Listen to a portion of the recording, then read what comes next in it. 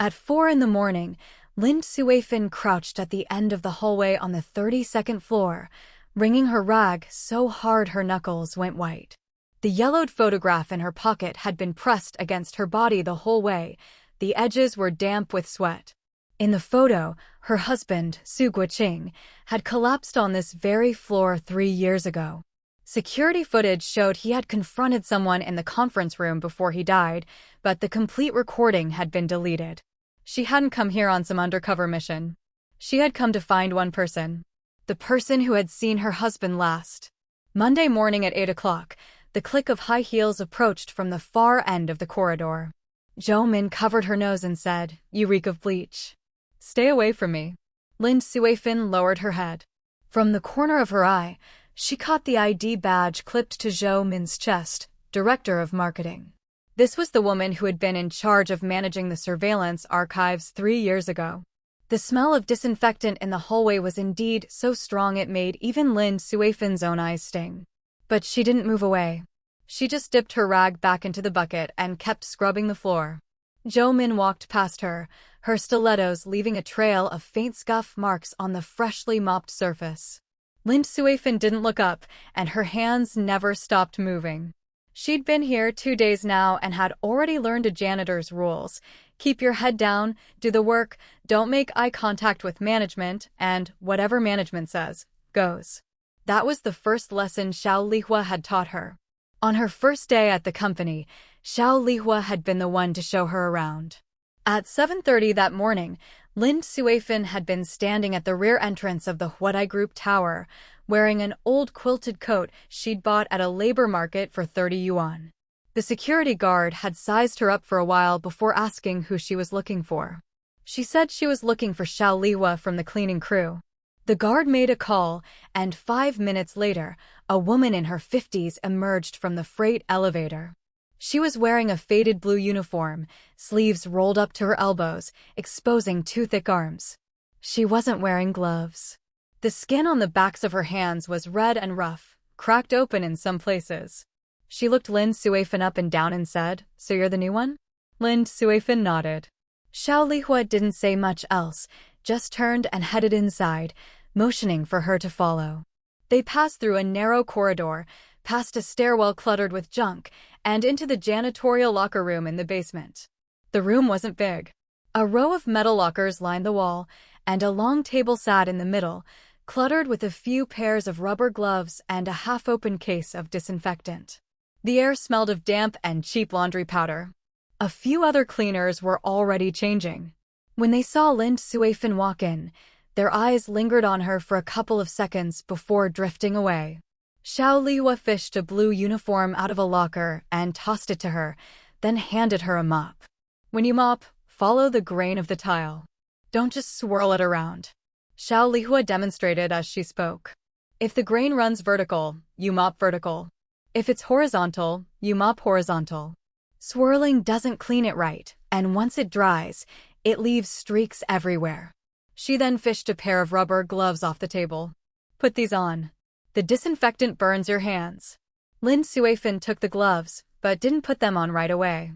Her gaze was fixed on the backs of Xiao Lihua's hands, covered in red marks and cracks, the skin rough as sandpaper. She couldn't help asking, "Sis, your hands?" It's nothing. Used to it." Xiao Lihua smiled, the lines around her eyes crinkling together. She flipped her hands over and looked at them as if they belonged to somebody else. 6 years of this work, 6 years of washing rags. My hands just turned out this way. I used to put on hand cream, but then I figured there's no point. You put it on and then you have to wash it right off. Wasting money." She pressed the gloves into Lin Suifin's hand. "You're new. Put the gloves on. Don't end up like me. These hands are beyond saving." Lin Suifin pulled on the gloves. They were a little too big, the fingertips hung loose. As she adjusted them, she heard Xiao Lihua murmur, almost to herself, "In 6 years, Director Zhou has gone through 4 assistants." Lin Suifin's heart skipped. She looked up, trying to keep her voice casual. "Zhou Min. You can't just call her by name like that." Xiao Lihua immediately lowered her voice and glanced toward the door, as if checking to make sure no one was outside. "If she hears you, She'll rip into you. Last week, some new girl who didn't know the rules called her sister Zhou, and she blew up right there. Made the girl cry all morning. Xiao Lihua shook her head. The poor girl thought calling her sister was respectful. But no, she said she's a director, not anybody's sister. Lin Suifan filed this information away. Zhou Min didn't like being close to people. She didn't like being called sister. She was harsh on her subordinates and had burned through 4 assistants. The pieces assembled a rough outline in her mind, a difficult, controlling, intimidating woman. And this was the same woman who had been in charge of managing the company's surveillance archives 3 years ago. Xiao Lihua led Lin Suifan out of the locker room and started showing her around the building. They went up the fire stairs, Xiao Lihua pointing out the functions of each floor as they climbed. 2nd floor, administration, 3rd through 5th, marketing, 6th, finance, 7th and above, other departments. The elevator lobby displayed framed photographs chronicling the company's history, from a tiny workshop to the current skyscraper, each photo captioned with a year and event. Xiao Lihua pointed to one of the photos. See, that's the company's first factory. It wasn't even in Hangzhou back then. It was in Shaoxing. Later, they moved to Hangzhou and built this tower. Lin Suifan followed her finger. The photo showed a row of low brick buildings with a few tricycles parked out front. The caption beneath read, 1998, Huatai's beginnings. She didn't linger. These pictures were too familiar. Her husband, Su Guiqing, had told her the founding stories countless times. In the early days, they couldn't afford a real factory, so they rented a farmer's courtyard in the Shaoxing countryside. The first batch of goods was handmade. Quality was so poor the clients sent them all back. At the lowest point, he'd sold his wedding ring to make payroll. She'd heard these stories for 20 years. Every detail was carved into her memory. Now they were mounted on a wall in fancy frames with accent lighting, repackaged as a corporate mythology. But her husband's death was nowhere to be found in that history. They reached the 3rd floor. One of the hallway lights was out, leaving the corridor dim. A pile of trash cans sat at the far end, giving off a sour smell. A thin layer of dust had settled on the floor, and there were cobwebs in the corners. Nobody's cleaned this area in a while, Xiao Lihua said with a frown. Last week, Director Zhou said the 3rd floor was being converted into storage, so they suspended janitorial service. Then why are they having us clean it now? Lin Suifan asked. No idea. Xiao Lihua shrugged. Maybe they changed their minds. Stuff like that happens all the time. The bosses say one word and we have to dance. Last month they said the 2nd floor was getting renovated and had us move all the offices out. 3 days later, they canceled the renovation and had us move everything back. Wasted a whole week. She was already getting to work, setting her bucket down and unscrewing a bottle of disinfectant to pour in. Lin Suifan didn't ask any more questions. She crouched down and started mopping. Slow, meticulous strokes. The mop traced long arcs across the floor, the wet trail spreading along the grain of the tiles. This was a motion she had performed for 30 years. From the day she married Su Guiqing, she had been a housewife. After they had kids, she quit her job and retreated even further from the outside world. When her husband became wealthy, the people around her urged her to move into a big house and enjoy life. She just smiled. She stayed in that old courtyard in the Shaoxing countryside, planting vegetables, doing laundry, mopping floors. Neighbors said she didn't know how to enjoy prosperity. She didn't care. Her whole life had been spent going back and forth between the narrow kitchen and the bedroom. One mop replaced another, and the calluses on her palms grew thicker. She thought she had long forgotten how to mop a floor. But the moment she picked up the mop, her body fell into the same old posture, bent at the waist, working inch by inch, not even missing the corners. The mop handle felt right in her grip, not too much pressure, not too little, just enough to scrub the stains off the tile without splashing water against the baseboards. The posture was muscle memory carved into her body over 3 decades. She could change jobs 10,000 times and never lose it. Xiao Lihua watched her for a moment and couldn't help saying, "Sis, have you done janitorial work before?" "I used to mop at home," Lin Suifan said. Then you're more of a pro than I am. Xiao Lihua laughed. Just watching the way you move, I can tell you're meticulous. Look at Xiao Lu. She pointed toward a younger cleaner at the other end of the hallway. She mops like she's finger painting. Swipe here, swipe there. When she's done, it's like she never touched it. Lin Suifin didn't respond. Her eyes were on the wet floor, but her mind was full of her husband's face at the end. She had seen it only once, at the funeral home, pale, lips purplish, eye sockets sunken, a shallow bruise on his forehead as if he'd hit it when he fell. The coroner ruled it a sudden cardiac arrest, triggered by extreme emotional stress. She had pressed the police. What kind of emotional stress? Work pressure, they said. She didn't believe it. Her husband never brought work stress home. At the company, he was the chairman. At home, he was just an ordinary middle-aged man who tied on an apron to cook and watered the roses in the yard. His most common saying was, "Company business stays at the company." How could a man who separated work and life so cleanly be driven to a heart attack by work pressure? She had pressed the police. Why were there traces of sleeping pills in his stomach? He had taken them himself, they said. She had pressed the police. Who was the last person to see him alive?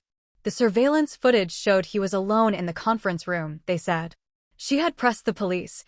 Why was the surveillance footage incomplete? A system malfunction around that time, they said. Some data was lost. System malfunction. Data lost. He took them himself. Possibly. Probably. Maybe. Every answer was ambiguous. Every trail went cold at the critical juncture. The police investigation had been closed hastily. The case was ruled an accidental death due to a sudden medical event. No foul play. No conspiracy. No killer. But Lin Suifin didn't believe it.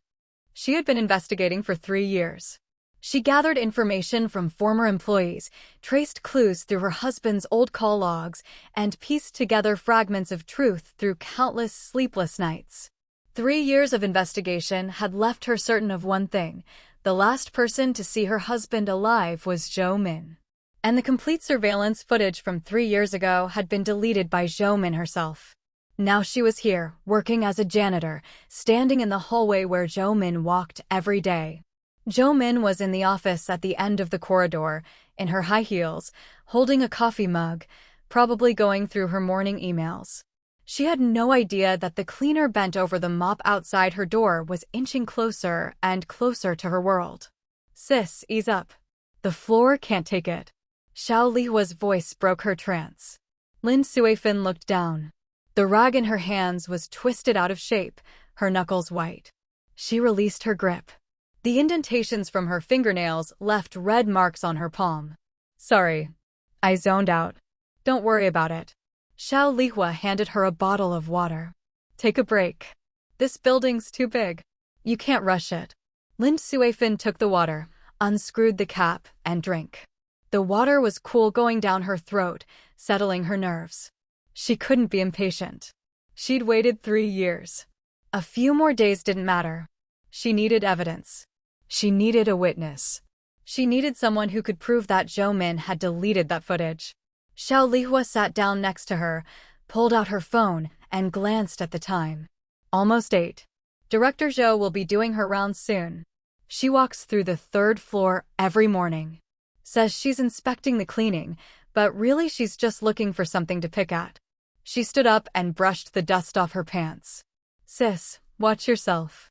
If she doesn't like the look of you, she'll dock your pay. Right on cue, the sound of high heels echoed from the far end of the hallway. Zhou Min was coming. Lin Suifin didn't look up. She crouched on the floor, rag in hand, scrubbing back and forth. The clicking of the heels came closer, then stopped right behind her. So you're the new one? Zhou Min's voice came from above, cold as an interrogation. Yes, Lin Suifin answered, keeping her voice low. Zhou Min said nothing more. She turned and walked away, the sound of her heels fading down the corridor.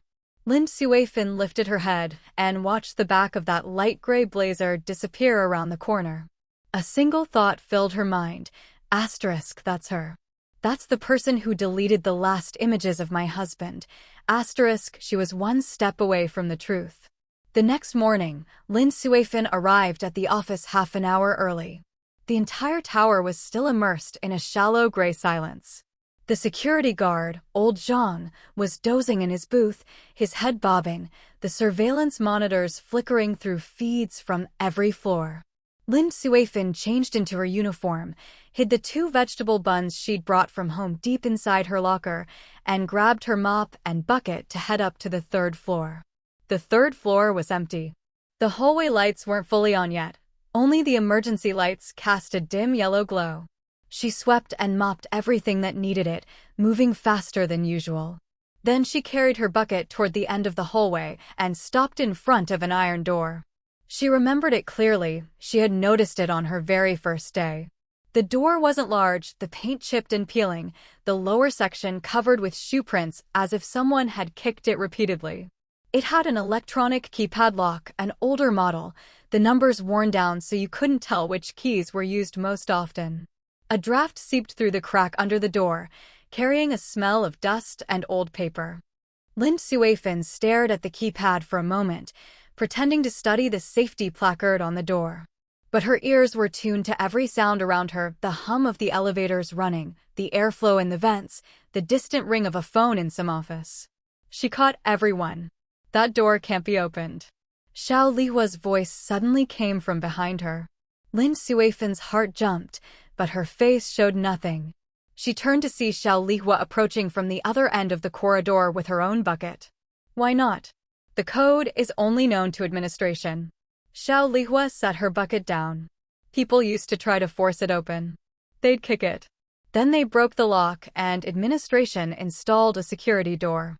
See those shoe prints on the bottom? That's from before. She bent down and pointed at the lower panel. After that, admin posted a notice saying anyone who kicks the door again will be fired. Administration. Lin Suifan repeated the word. Yeah. Xiao Lihua lowered her voice. This door leads to the mezzanine between the 2nd and 3rd floors. The mezzanine connects directly to the archives. 3 years ago, they put in this new door and stopped letting janitors inside. We used to go in to clean, but then they renovated the archives, added surveillance. Said they were worried cleaners would mess up the files. She pursed her lips. Really, they just didn't trust us. It's not like we're thieves. Who'd want their lousy papers anyway? Lin Suifan's mind was already racing. A new door 3 years ago. New surveillance 3 years ago. 3 years ago, everything circled back to that same point. The archives. Administration. Zhou Min's office. Behind that keypad lock lay the thing she had been searching for 3 years. So who can open it now?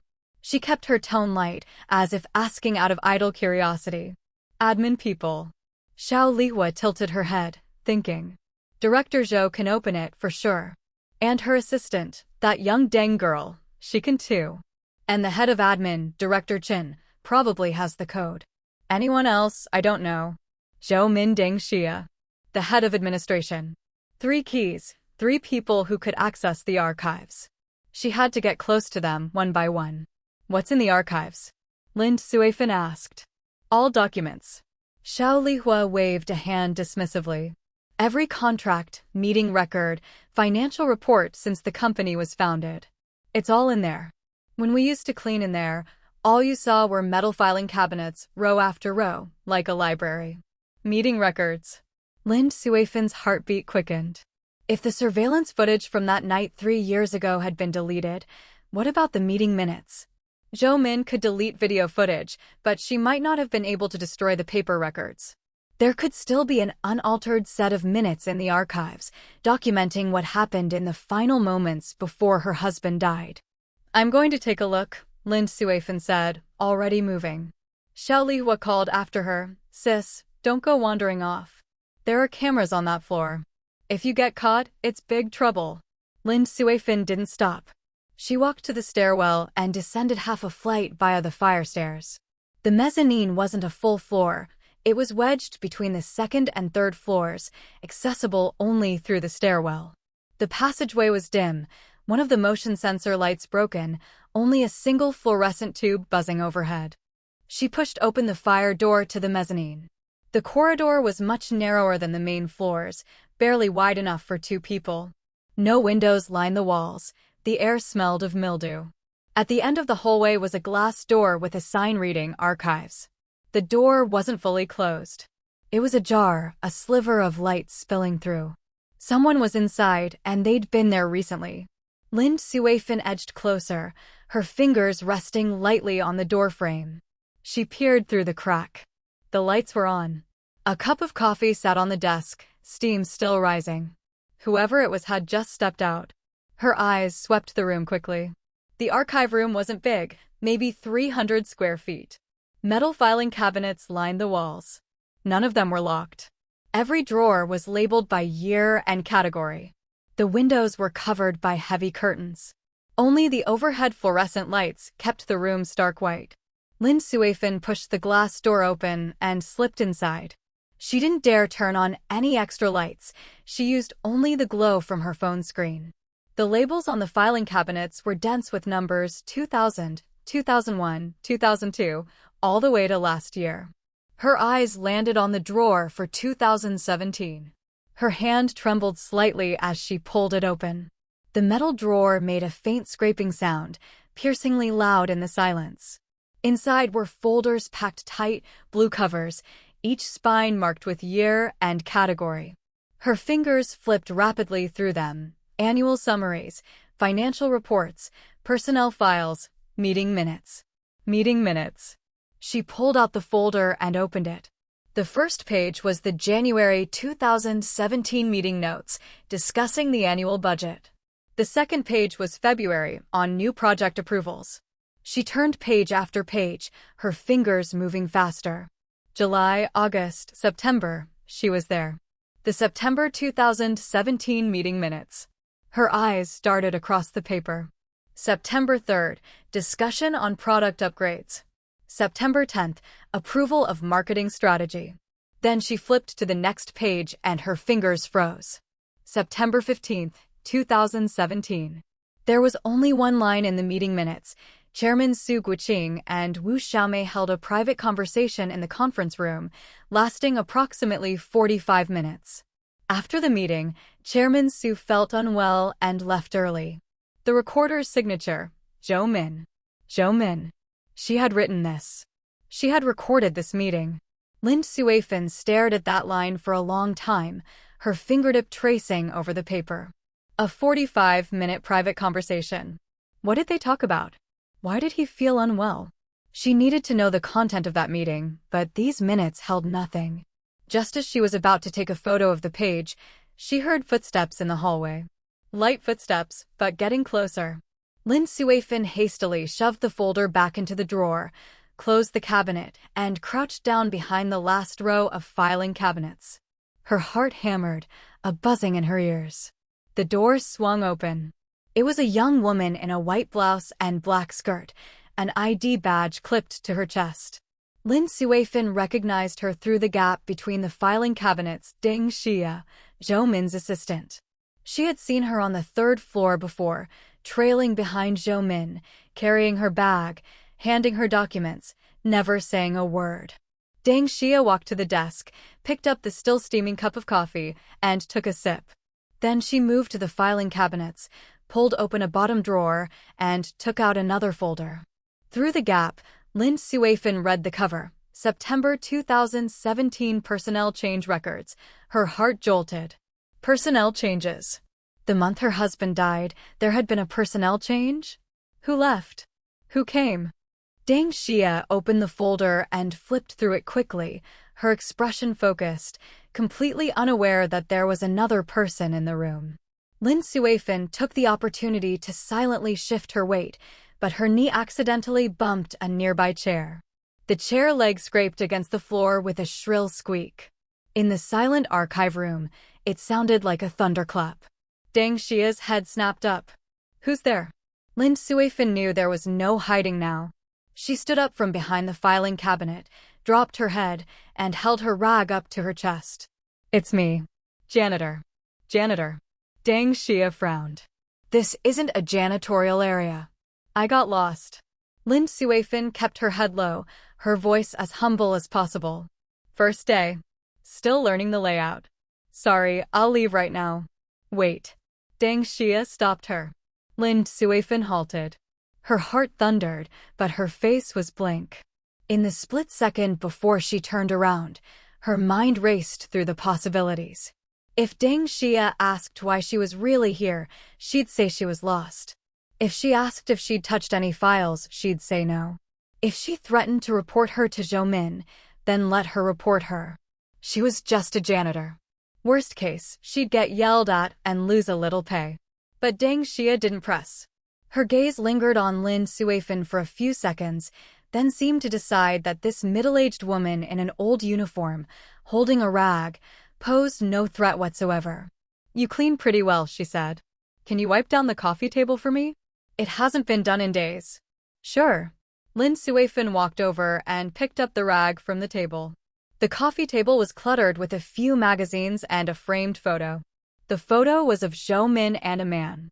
Zhou Min looked younger in the picture, her smile brighter and more genuine.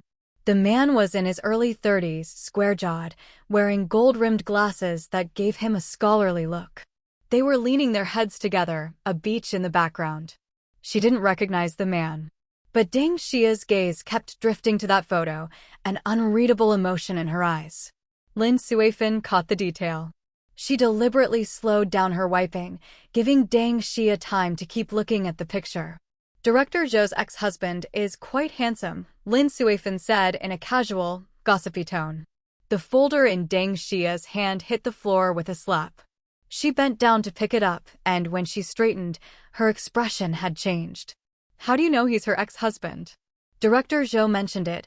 Lin Suifan lied without a flicker. She said they divorced. Deng Xia's face grew complicated. She picked up the folder, dusted it off, but didn't stand up immediately. Still crouching, she looked at the personnel change record in her hands and murmured, almost to herself, yeah, divorced. 3 years ago. Lin Suifan was rapidly connecting threads in her mind. Zhou Min's divorce 3 years ago. The ex-husband was Cheng Hao, the company's former legal counsel. Cheng Hao had disappeared shortly after her husband's death. No one knew where he went. And at the same time, there had been an emergency contract worth $300,000 that bypassed the board, signed by Zhou Min. Everything had been crammed into that single September 3 years ago, like a drawer stuffed with disordered files, a mess, but every page stamped with the same date. Do you know why she divorced? Lin Suifan asked, probing. Deng Xia looked up, her eyes flickering. No idea, she said. But she was lying. Lin Suifan saw the fear in her eyes. It wasn't the look of someone who didn't know. It was the look of someone who couldn't say. Deng Xia knew something, but she was too scared to speak. Lin Suifan didn't push. She finished wiping the coffee table in silence, rinsed the rag, and left the archives. As she stepped through the glass door, she glanced back. Deng Xia had stopped looking at the files. She was sitting in the office chair, her face buried in her hands, her shoulders trembling almost imperceptibly. She was crying. Lin Suifan stood outside the door, watching the young woman's shoulders rise and fall. She knew now. Deng Xia was the weak point. This assistant knew things she shouldn't, and the secrets were crushing her. She had to find a way to get close to her, to make her willing to talk. But what would it take to make Deng Xia open up? She needed leverage. Something that would make her willing to betray Zhou Min. Lin Suifan recalled the way Deng Xia had looked at that photograph. It wasn't the gaze of idle gossip, not curiosity, not voyeurism. It was regret. Longing. The look you give someone who's gone but who you still care about. She still had feelings for Cheng Hao. That was the opening. Lin Suifan draped the rag over the edge of her bucket, picked it up, and headed up the stairs. The stairwell was silent, her footsteps echoing faintly off the concrete. 2 threads were clear in her mind now. The first, Zhou Min had deleted the footage. The second, Deng Xia was hiding a secret. Both threads led to the archives, to September 2017, to the night her husband had died in the conference room. That evening, before clocking out, Lin Suifan lingered a while longer in the locker room. Xiao Lihua had already left. The other cleaners gradually changed and headed out. Lin Suifan sat in the corner, pretending to organize her things, until everyone was gone. Then she stood up and pulled a phone charger from her locker. She'd brought it specifically as an excuse. The hallways were quiet now. The tower that hummed with noise during the day became an empty shell at night, only the low buzz of the fluorescent lights overhead. The security office was around the corner on the 3rd floor. The door was half open, a dim yellow light spilling out. The sound of a rough cough and a lighter flicking came from inside. Lin Suifan walked over with her mop and knocked on the doorframe. "Who's there?" a low voice asked. "Security? Can I borrow a charger?" Lin Suifan pushed the door open. The head of security, Zhang Lan, was sitting in a worn-out office chair, a newspaper spread open in front of him. He was in his 50s, square-jawed, his temples already white but his back ramrod straight. A chipped enamel mug of tea sat on the desk, steeped so dark it was nearly black. On the wall behind him, a bank of monitors displayed real-time footage from every floor, hallways, elevators, lobby. Every corner of the building was visible from this small room. Zhang Lan glanced up at Lin Suifan, but said nothing. He put down his paper, opened a drawer, and fished out a charger, handing it to her. "Don't use it too long. I still need to clock out later." "Thank you." Lin Suifan took the charger and found a corner to sit down, plugging in her phone. The screen lit up. Over a dozen unread messages on WeChat. Most were from family. "Sister-in-law, when are you coming back? I've forwarded the board documents to you. Once you sign them, I can submit them for you. Ms. Wu was asking about you again today. I told her you weren't feeling well and were resting at home." She replied to each one, saying as little as possible.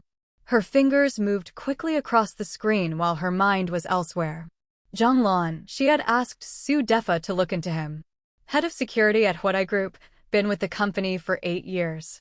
He was the one on duty that night 3 years ago. He was also the one on shift the day the surveillance footage was deleted. She spent 10 minutes replying to her messages, then unplugged her phone and walked over to Zhang Lan. "Thanks, sir." Zhang Lan took the charger back and tossed it into the drawer.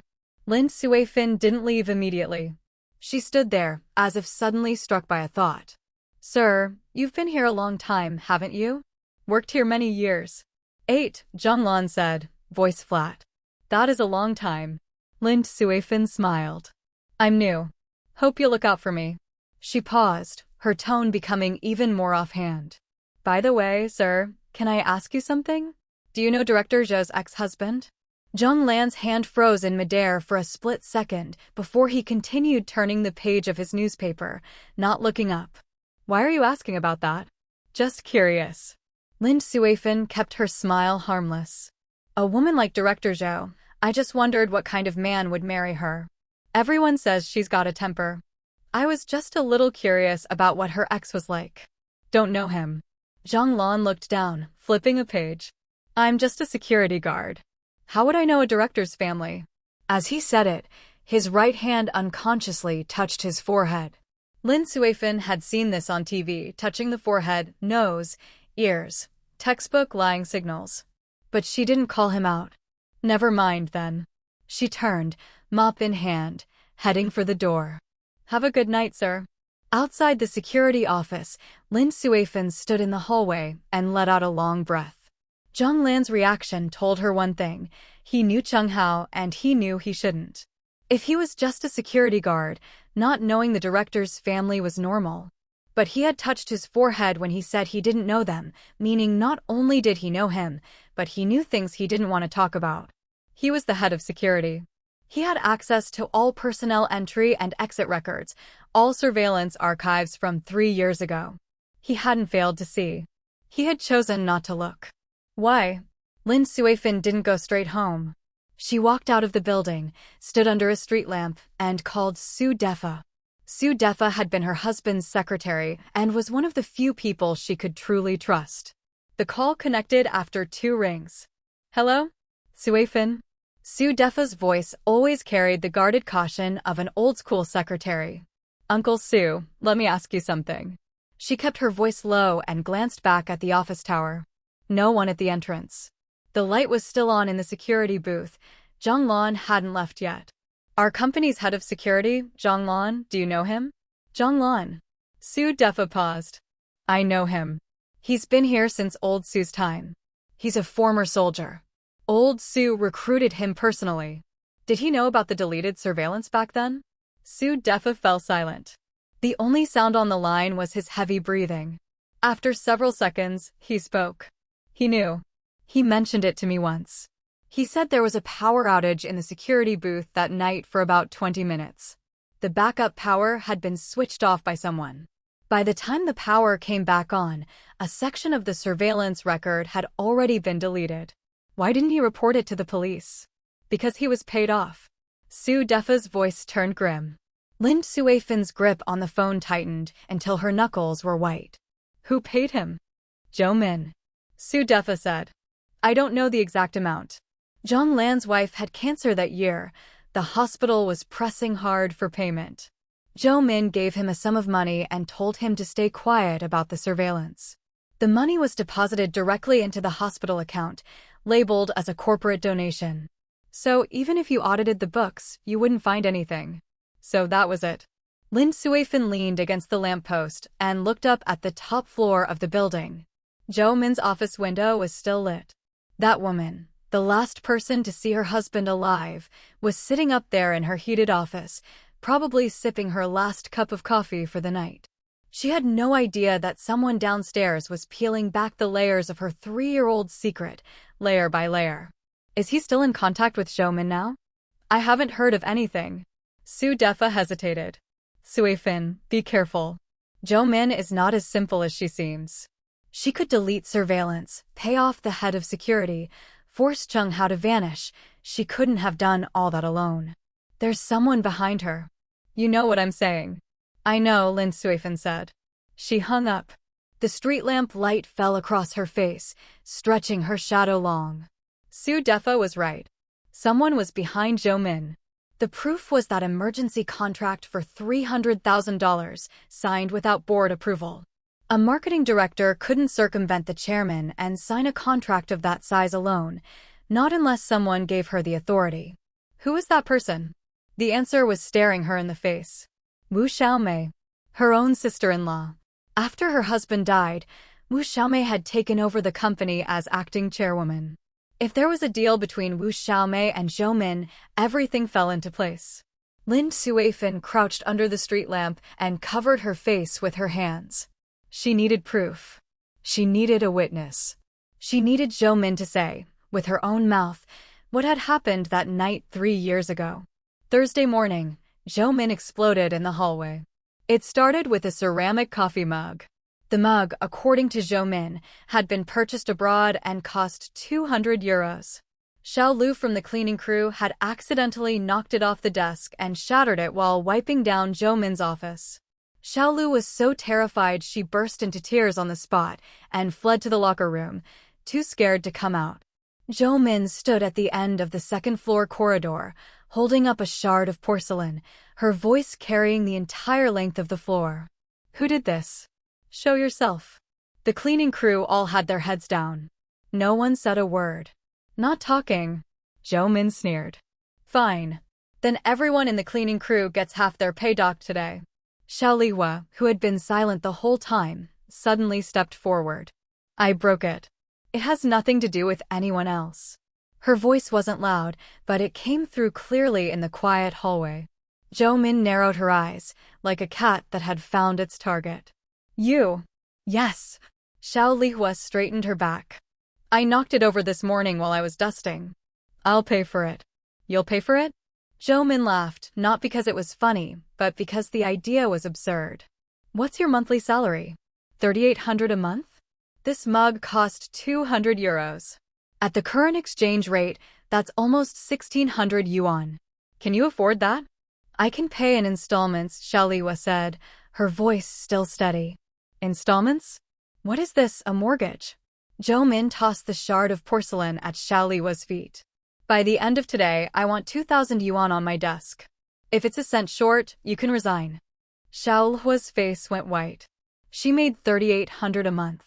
2,000 yuan would be enough to live on for 2 months, and her grandson. But she didn't beg. She just lowered her head and said, "Fine." Jo Min turned and walked away, her heels crunching over the broken porcelain with an ugly grinding sound. The cleaning crew crowded around Xiao Lihua, voices overlapping. "Sister Lihua, why did you take the blame? Wasn't it Xiaolu who broke it? Let's all chip in together. 2,000 yuan, if we each contribute a little, we can cover it." Xiao Lihua stood in the middle of the huddle, her face pale, her lips pressed tightly together. She waved her hand to quiet them, then walked alone toward the locker room. Lin Suifan stood outside the crowd, watching in silence. She knew perfectly well that Xiao Lihua had nothing to do with the broken mug. Jo Min was just using the incident to make an example. Xiao Lihua was the most senior member of the cleaning crew and had the sharpest tongue. Slapping her down meant slapping everyone down. She followed her. Xiao Lihua was sitting on the long bench in the locker room, pulling money out of her pockets. Crumpled 10s, 20s, 50s, lined up in a row on the bench. She counted them carefully twice. Just over 300 yuan. She was still more than 1,600 short. She looked down at the money, then at her own cracked, raw hands, and let out a long breath. Lin Suifan walked over and sat down beside her. "Sis, why did you admit to it?" Xiao Lihua didn't look up. She kept sorting the loose bills. "I had to. If I didn't, she'd pull the surveillance footage. And if she pulled the footage, she'd see you. You're new. If she targets you, your life here is over. You just started. It's even easier for her to mess with you. I've been under her for 6 years. No matter how much she yells at me, I'm used to it." Lin Suifan froze. She had come here to uncover the truth for her husband. Xiao Lihua was just a stranger. She had no reason to sacrifice herself. "You took the blame to protect me?" Lin Suifan's voice came out hoarse. "It's nothing." Xiao Lihua smiled, gathering the loose bills together and binding them with a rubber band. "I've been here 6 years. I'm used to it. You're brand new. Don't let her notice you. Anyone Jo Min sets her sights on doesn't last 3 months in this company." She stood up and tucked the bound cash into her pocket. "I'll go buy her a cheap mug today, apologize, and ask her for a few more days. Don't buy anything." Lin Suifan pulled 2 bills from her own pocket and pressed them into Xiao Lihua's hand. "I'm lending you this." "No, I can't." "Take it." Lin Suifan folded Xiao Lihua's hand closed over the bills. "Don't be polite with me." Xiao Lihua looked down at the money in her hand. 2 crisp 100 yuan notes, folded in half, still warm. Her eyes reddened, and then she nodded firmly. Watching her tuck the bills away, a nameless fury surged up inside Lin Suifan. Xiao Lihua had been cleaning here for 6 years, bent over a mop every day, her hands eaten raw by bleach. And now a single mug from some director had cost her more than half a month's wages. And Jo Min? She sat in her heated office, using an expensive foreign mug, casually docking someone half a month's living expenses with a single word. "Sis." Xiao Lihua suddenly looked up, her eyes serious. "You're new, so let me tell you the truth. Director Zhou, don't you ever cross her. She's got a guilty conscience, so she sees everyone as an enemy. Act dumb in front of her. Act weak. Act like you don't know anything. If she thinks you're not worth her time, she'll leave you alone. But if she notices you, she'll find a way to destroy you." Xiao Lihua finished, locked her locker, and headed for the door. At the doorway she paused and added, in an even lower voice, "And one more thing. Don't ever bring up what happened 3 years ago in front of her. What happened that year, that's the biggest ghost in her heart." Lin Suifan stood rooted to the spot, watching Xiao Lihua's back disappear through the locker room door. The biggest ghost in her heart, she knew exactly what ghost that was. It was her husband's ghost. Lin Suifan didn't leave right away. She waited until all the lights on the floor were off, until the only sound in the hallway was the hum of the ventilation system, and then she picked up her mop and walked toward the end of the corridor. Passing the security office, she glanced inside. Zhang Lan wasn't there. His enamel mug still steamed, his newspaper folded open mid-page. He was probably out on patrol. She kept walking until she reached Zhou Min's office door. It was locked. She crouched down, pretending to scrub the baseboard, but in reality she was studying the lock.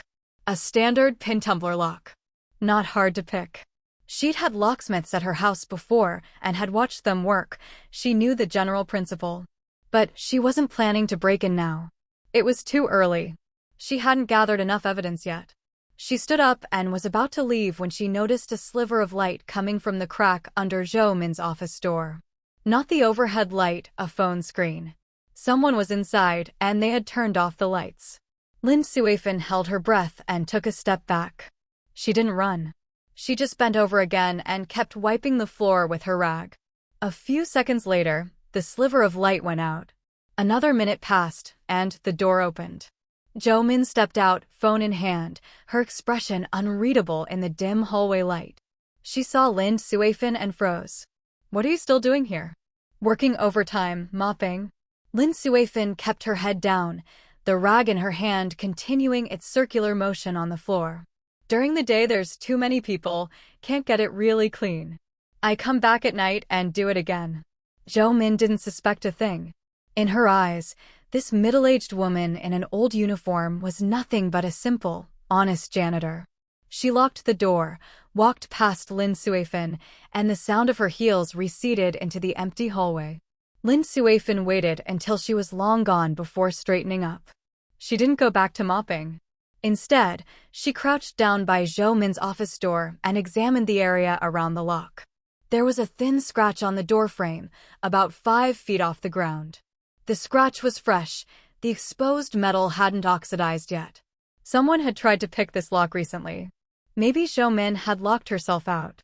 Maybe someone else was trying to get in. Whoever it was, the detail was important. She took a photo with her phone, picked up her mop, and left. Over the next several days, Lin Suifan focused all her energy on Deng Xia.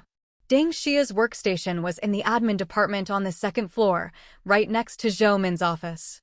Every morning at 9, she would emerge from the break room with 2 cups of coffee, one for herself, one for Zhou Min. Then she would sit at her desk and work through the tasks Zhou Min assigned her. She didn't seem like much of a talker. Even at lunch, she sat alone in the corner of the cafeteria, eating with her headphones in, staring at her phone.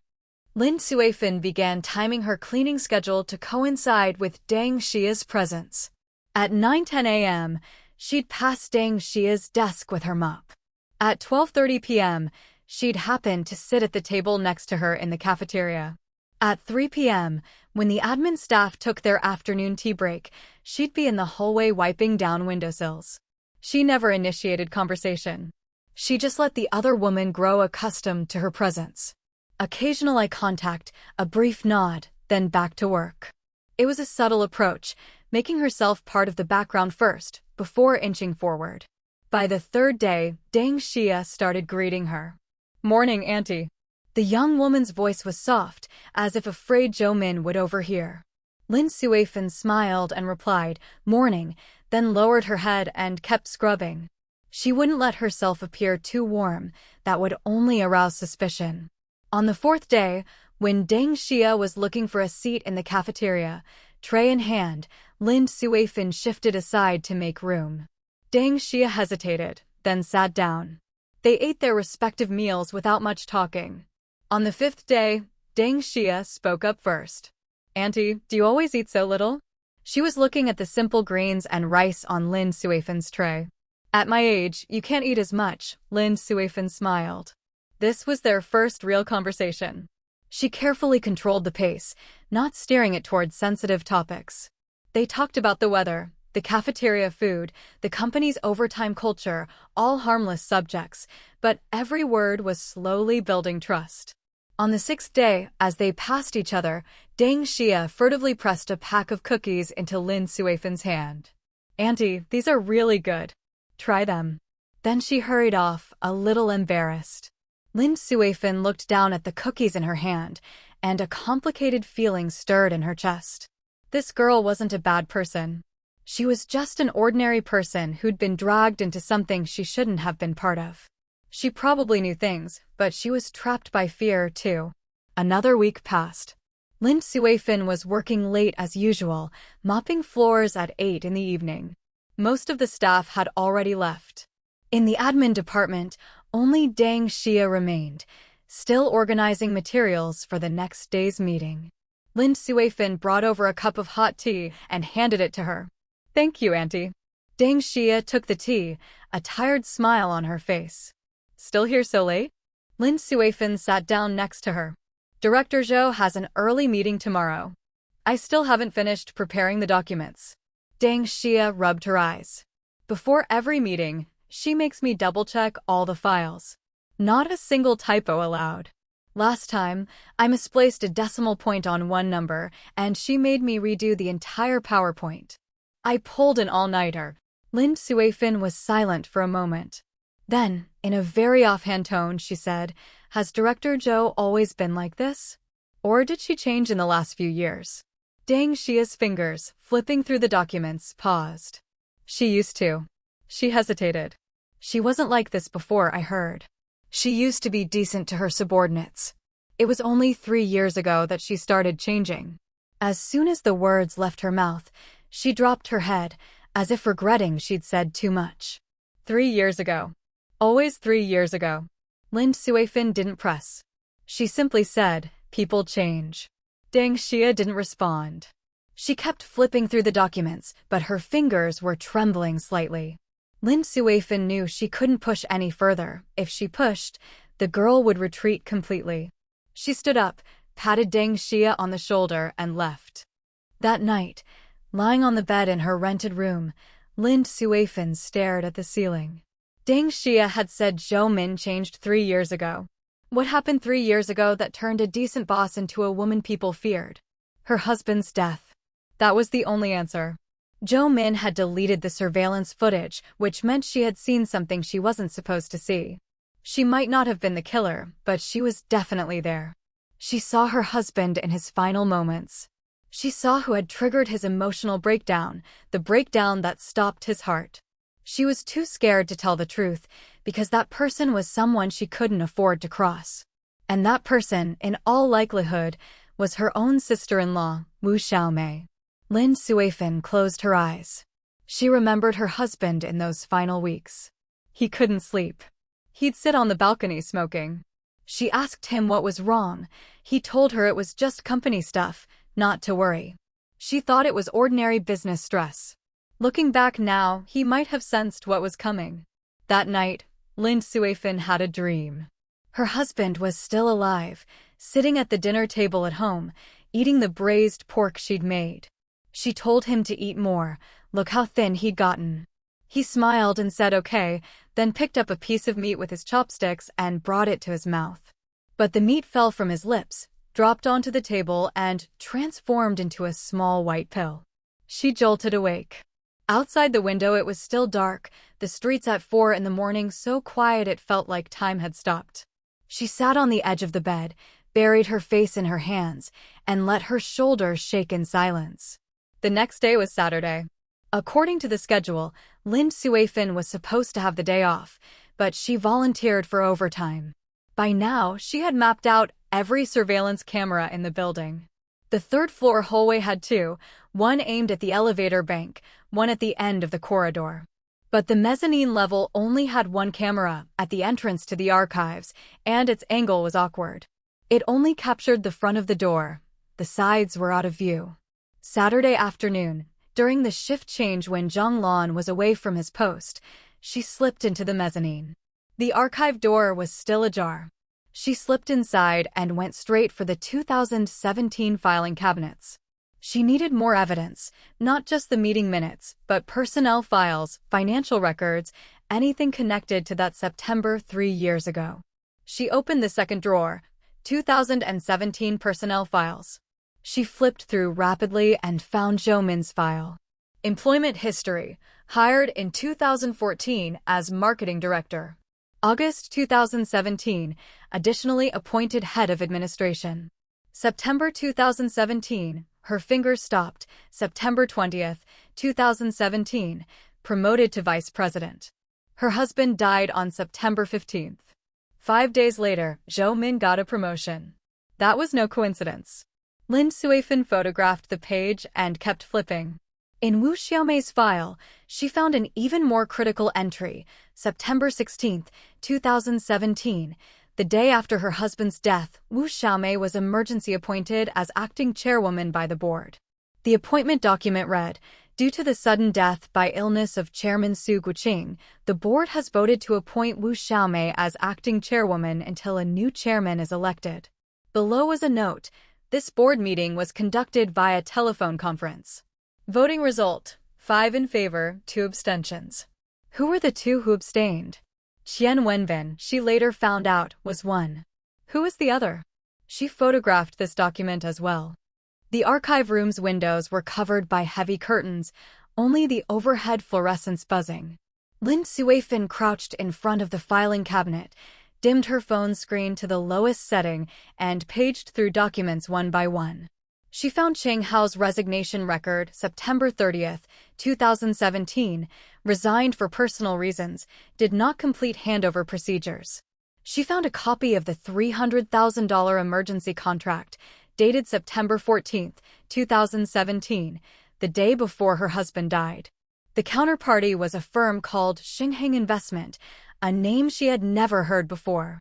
She was going through the detailed terms of the contract when she heard footsteps in the hallway. Not high heels. Flat shoes. Soft footsteps.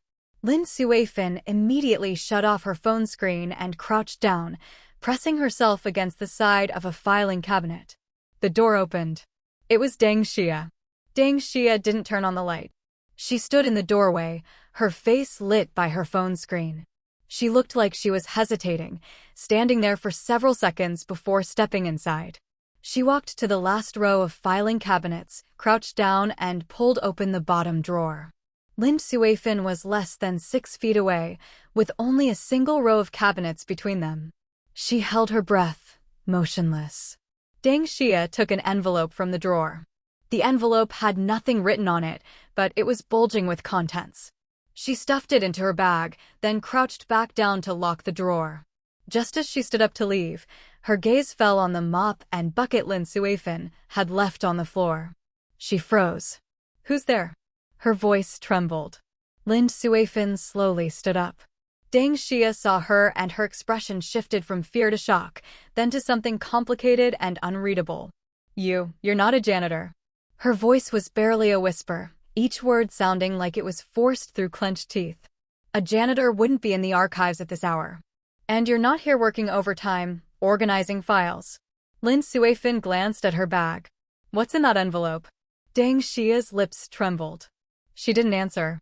Instead, she took a step backward until her back hit the wall. She looked like a rabbit cornered by a predator, on the verge of collapse. "Don't come any closer," she said, her voice cracking into a sob. "Don't come closer, I'll scream." "Go ahead. Scream." Lin Suifan cut her off. "Call Zhang Lan in here. Call Zhou Min in here. And then you can tell them everything you know about September 2017. She took a step forward, her eyes locked on Deng Xia's. "How grateful do you think Zhou Min will be?"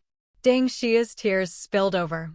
She slowly sank to the floor, wrapped her arms around her knees, and curled into a ball. "I don't know anything," she wept. "I really don't know anything. I was just keeping the envelope for her.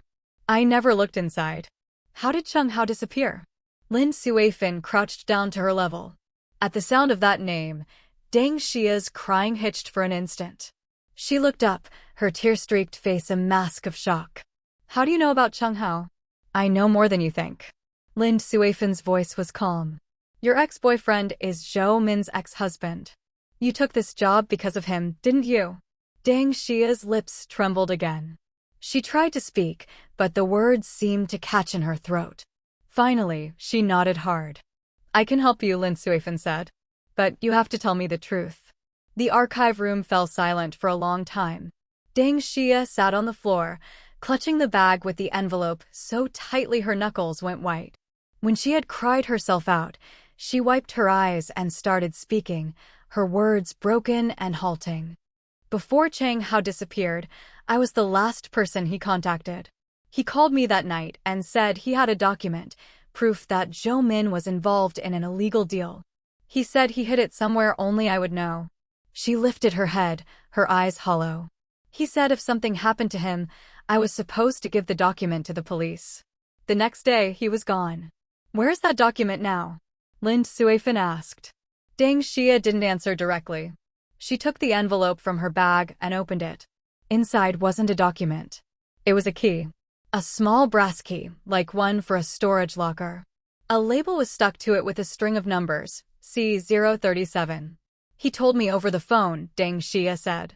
He told me to go get it. But I've been too scared. I was afraid if I went, I'd be the next one to disappear. Why? Lin Suifan asked. Do you know who got rid of him? Deng Xia lowered her head until her voice was barely audible. Zhou Min said Cheng Hao ran off with company money. But I don't believe it. He's not that kind of person. If he ran off with money, he wouldn't have called me. He wouldn't have still cared about that document. She clutched the key tighter. I know Zhou Min wasn't the one who hurt him. She stopped, as if the name was lodged in her throat, and saying it would burn her. Who? Deng Xia lifted her head and met Lin Suifan's eyes. Her lips moved several times before she finally forced the name out. Wu Xiaomei. Lin Suifan closed her eyes. She had long suspected it, but hearing that name come out of Deng Xia's mouth still felt like a knife twisting in her chest. Her own sister-in-law. Her husband's own sister. The woman who came to her house every New Year's, who called her little sister Suifan every time they met. Outside the window came the distant honk of a car, sounding impossibly far away in the quiet of the archive room. Deng Xia sat on the floor and placed the key in Lin Suifan's palm. The key was cold, carrying the residual warmth of Deng Xia's grip. The storage locker is at the West City bus terminal, Deng Xia said. Cheng Hao said he left the file inside. I've never been there. For 3 years, every single day, I've asked myself, if I had gone to get that file and taken it to the police, would he still be missing? Fresh tears streamed down her face. But I was too scared. I was afraid of dying. I'm just a coward. You're not a coward. Lin Suifan took her hand. You kept that key safe for 3 years. You're braver than most people. She stood up and put the key in her pocket. Then she looked at Deng Xia with a solemn expression. You don't need to be afraid anymore. Leave the rest to me. That night, Lin Suifan didn't go home. She took the last bus to the West City bus terminal. The only other passenger was an old man dozing in the back. The streetlights slid past the window one by one, the world outside blurring into the night. The terminal was already closed. The waiting hall was dark and empty, except for a row of storage lockers in the corner, illuminated by an emergency light. She found locker C037 and slid the key in. The lock was a little stiff. She turned it twice, hard, and the door popped open. Inside was nothing but a craft paper envelope. Inside the envelope were several sheets of A4 paper, folded in half. She pulled them out and began reading by the dim emergency light. The first page was a photocopy of internal company accounts, showing Wu Xiaomei had embezzled company funds multiple times in 2017, totaling over $3 million. The second page was a printout of an email from Wu Xiaomei to a man named He Bang, a name she recognized from financial news, the owner of Red Peak Group, Huatai's biggest competitor. The email outlined the terms of a valuation adjustment mechanism, including a plan to transfer Huatai shares to Red Peak Group at an extremely low price.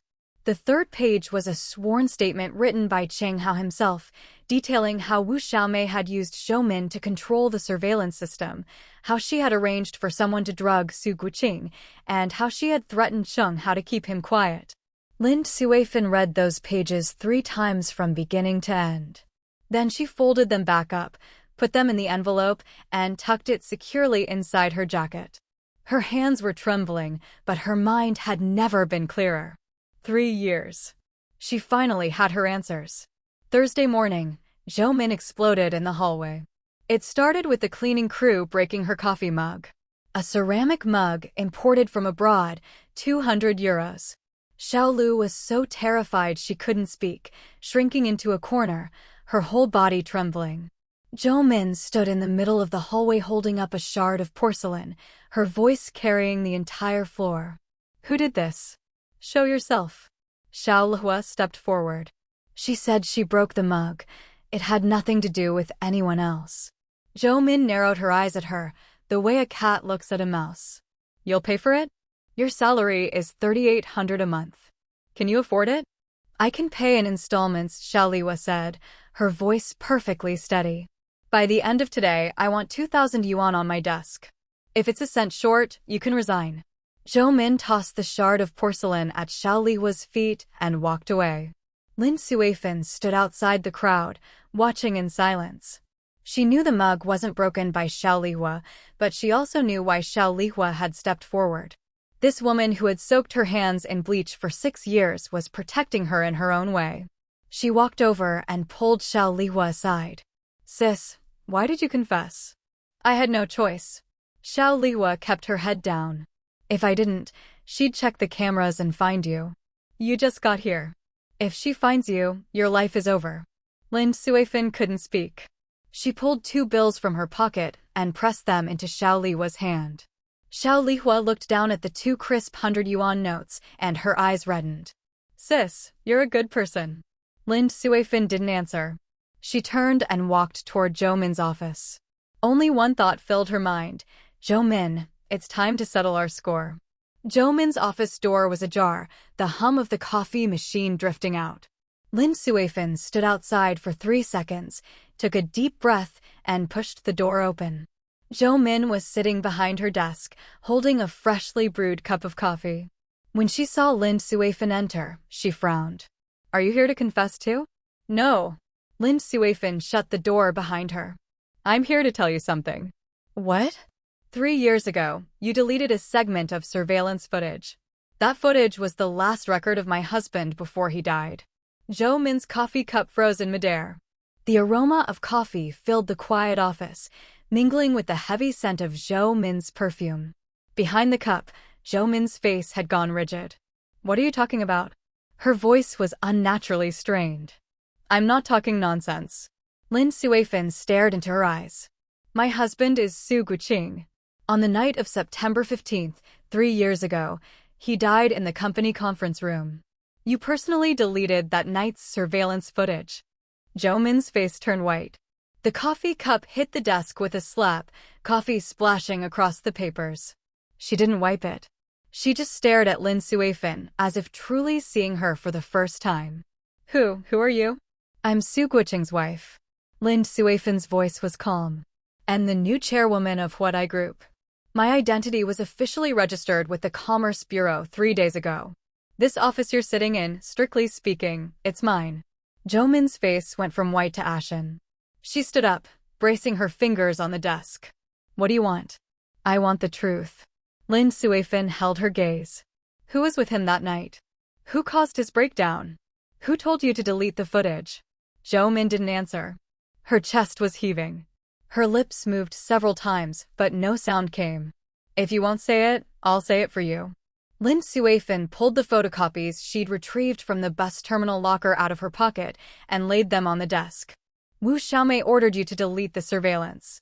She knew that if that night's footage ever got out, her entire plan would be over.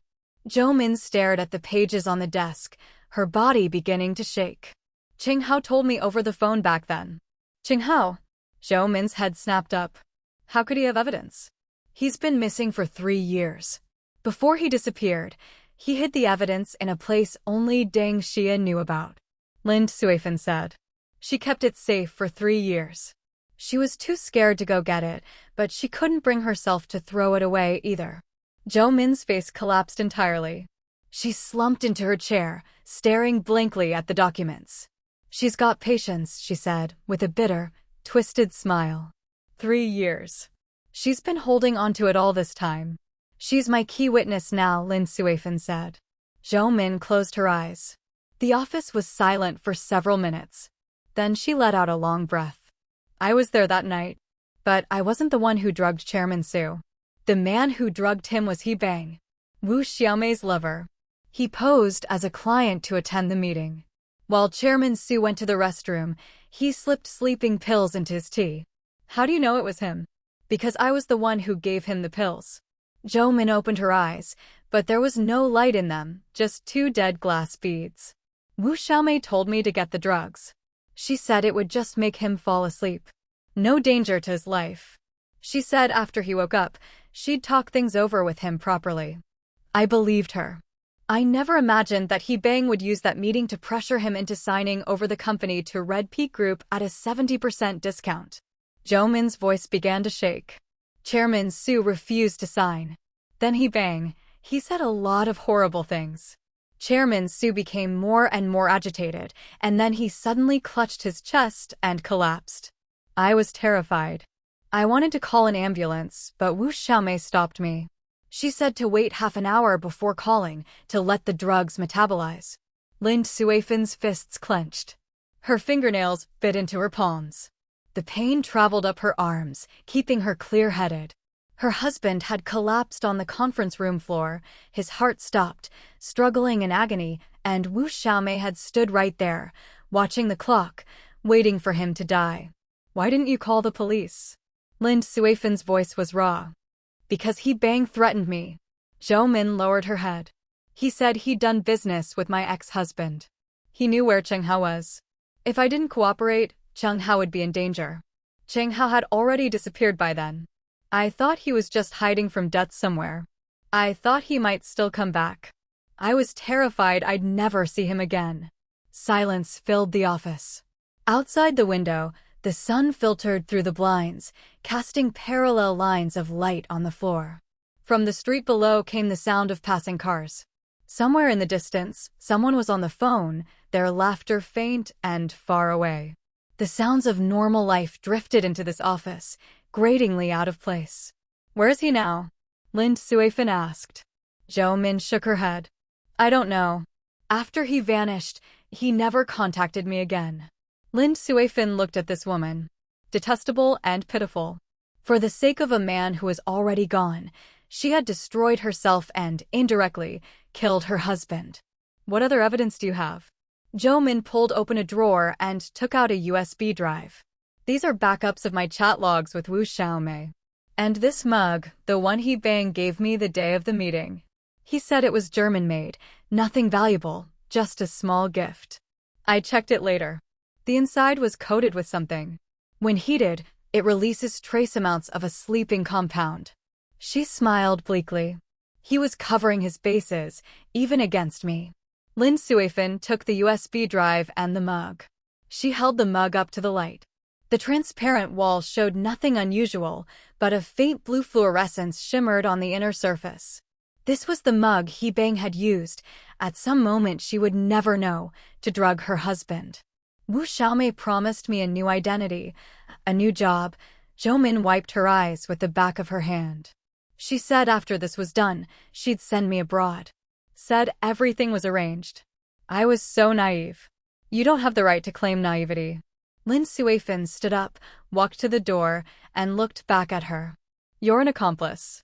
Friday morning at 9 o'clock, Lin Suifan walked into the Huat Group conference room.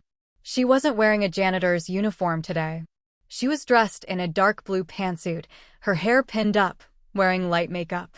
The outfit was from her husband's wardrobe.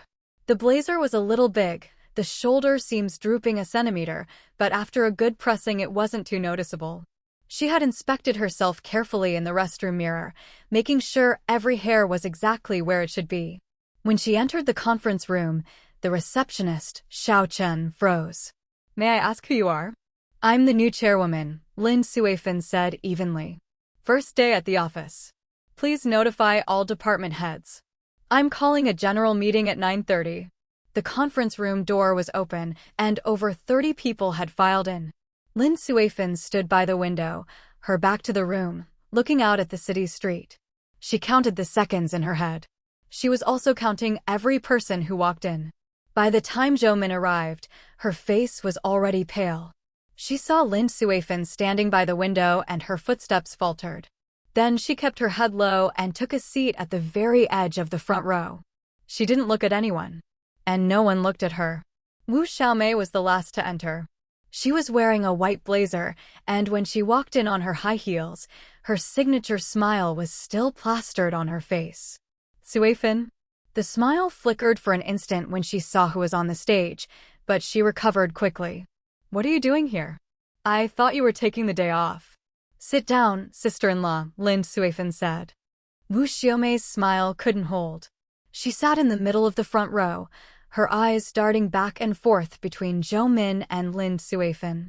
Then, without any obvious movement, she set her phone on the table, screen facing up. Lin Suifan saw it. She said nothing. She needed Wu Xiaomei to think she still had a way out, a chance to fight back. People only reveal their biggest weakness when they think they can still walk away. Everyone was seated. Lin Suifan stepped up to the podium and adjusted the microphone down. Good morning. Let me introduce myself. My name is Lin Suifan. I am the new chairwoman of Huadai Group. Her voice was calm, but the entire room went dead silent. I apologize for meeting you all under these circumstances. But I'm not here today to give an inaugural speech. I'm here to tell you the truth about something that happened 3 years ago. Wu Xiaomei's face went white. On the night of September 15, 2017, my husband, Su Guoqing, died in this building's conference room. The coroner ruled it a sudden cardiac arrest.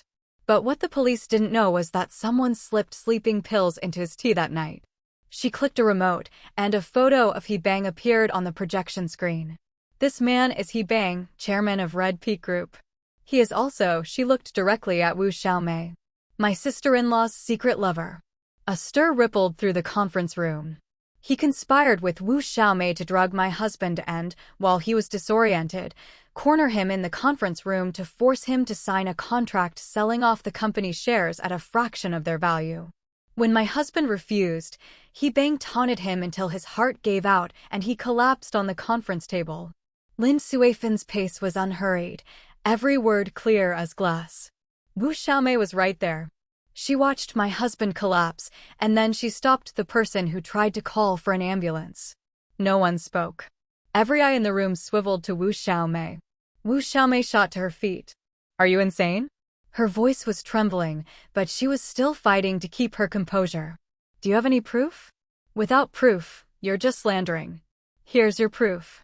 Lin Suifan picked up the USB drive and plugged it into the projector. The screen filled with Wu Xiaomei and Zhou Min's chat logs, specific dates, specific times. Which message told Zhou Min to delete the surveillance? Which message discussed how to falsify the meeting minutes? Which message talked about how to deal with Cheng Hao? Every line was displayed in stark clarity on the massive screen. Wu Xiaomei staggered back a step. And here's more proof. Lin Suifan placed the German ceramic mug on the table. The mug He Bang gave Zhou Min. The inner coating releases a sedative compound when heated. I've already had it tested. The lab report came back this morning. The color drained completely from Wu Xiaomei's face. The police are already waiting downstairs for you, Lin Suifan said. At the entrance to the conference room, Police Chief Zheng and 2 younger officers were waiting. As Wu Xiaomei was escorted out of the room, she paused at the doorway. She didn't look back. She just said, in a hoarse voice, "You're just as stubborn as he was." Then she was taken away. Lin Suifan stood at the podium and watched her sister-in-law's back disappear down the corridor. The conference room was so quiet it felt empty. She turned off the projector, stepped down from the podium, and walked over to Zhou Min. Zhou Min was still sitting in the front row, all the blood gone from her face. Your turn. Zhou Min didn't resist. She stood up and followed the officers out of the room. At the door, she paused and looked back at Lin Suifan. Is Cheng Hao still alive? She asked. I don't know, Lin Suifan said. Zhou Min lowered her head and walked out with the officers. The people in the conference room slowly dispersed. Finally, Lin Suifan was the only one left. She stood in the empty room, watching the residual image on the projection screen fade. Outside the window was the gray-white skyline of the city, the newly built towers blurred by the morning haze. She suddenly remembered the way her husband had looked the last time he left the house. It had been raining that morning. He stood in the doorway looking for an umbrella. She told him to take the black one, and he said one of the ribs was broken. It wouldn't open. Then he smiled, said, "I'll be home for dinner," and walked out the door. That broken umbrella was still hanging on the hook behind the door. She couldn't bring herself to throw it away. She couldn't bring herself to fix it. Some things once broken are just broken. There's no fixing them. That evening, she ate dinner alone in the company cafeteria. The serving lady gave her an extra scoop of braised pork, saying the new chairwoman should eat well. She said thank you, took her tray, and found a corner to sit down. The braised pork was a little too salty, but she finished it, bite by bite. After eating, she went to the locker room. The cleaning crew was all still there. Xiao Li was sorting rags, Xiao Lu mopping, the others changing to go home. When they saw her walk in, everyone stopped what they were doing. Xiao Lihua was the first to speak. Sister Lin. Chairwoman Lin.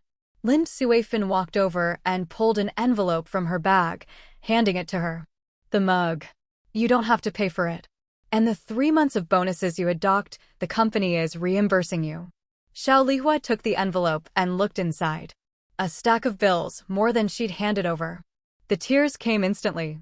Sister Lin, in my whole life, I've never met a boss like you. I'm not much of a boss, Lin Suifan said. I'm just someone who mops floors. I just changed which office I'm mopping. She pulled her old work uniform out of her locker. The fabric was faded from washing, the cuffs frayed with loose threads.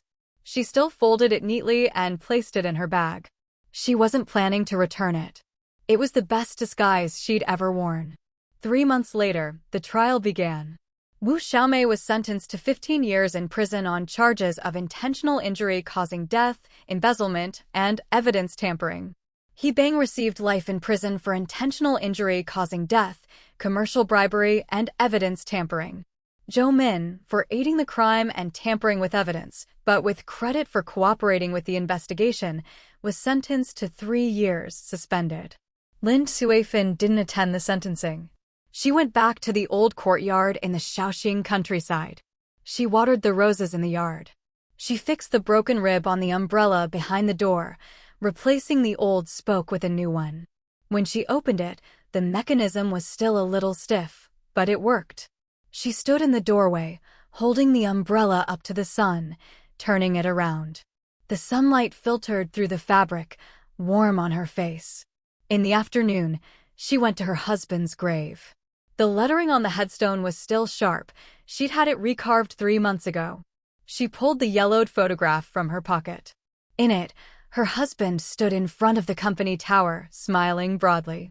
She held the photo up next to the headstone for a moment, then pulled out a lighter and set it on fire. The flame crept up from the edge, slowly swallowing her husband's face, swallowing the outline of the company tower, until all that was left was a pinch of ash, scattered by the wind. Old Sue, she crouched by the headstone and brushed the fallen leaves off the base. I gave the company back to the board. I don't have the skills for it, and I don't want it. Our son is doing fine in Beijing. I paid off the debts you owed. You can rest now. She stood up. Her knees ached. She brushed the dirt off her pants and turned to walk home. The setting sun stretched her shadow long, all the way to the edge of the headstone. She didn't look back. Some debts had been repaid. Some wrongs had been corrected. Some homes had been rebuilt. And some roads could only be walked alone. The wind blew fallen leaves past her feet, and she stepped on them, the dry crunching sound like time passing over an empty field.